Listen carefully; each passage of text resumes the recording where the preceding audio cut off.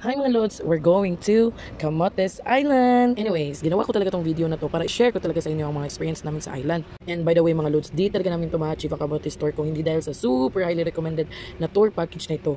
Imagine Lods, 2,000 pesos. Yes, you heard it right, 2,000 pesos lang. Not per head, but 2,000 pesos good for two na.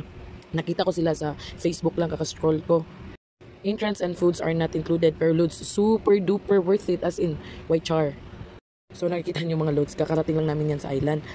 And hinahanap namin yung tour guide namin na may signage daw na welcome charba charba. Oh, hinanap namin si Kuya. Ay, andito pala si Kuya. O diba? Feeling celebrity si Tita. Uy, bitaw mga Lods. Super excited na talaga akong chumika sa inyo. At papunta na kami dyan sa stayhan namin mga Lods. Tapusin nyo lang ang video mga Lods para makita nyo talaga bakit sila highly recommended. At ilalagay ko lang ang FB page nila dito. Room tour muna tayo mga Lods. O diba? Pack na.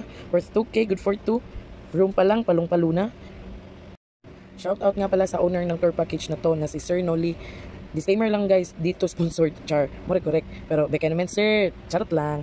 Basta guys, super na-amaze talaga ako na napakabait ng may-ari. Tapos kudos din sa tour guide namin, nakapatid din ni Sir Noli. Super bait din. Super thank you talaga mga sir.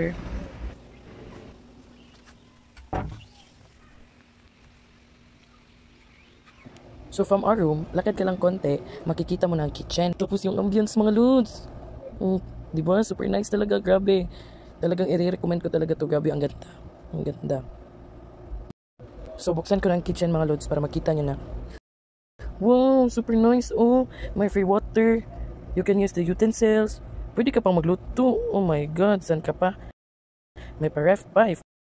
If gusto mo din mag-init ng tubig, may kettle din.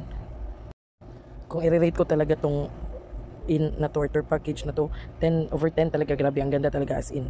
Ang masasabi ko lang Lods, mas lalong fit itong i-book sa mga malalaking grupo.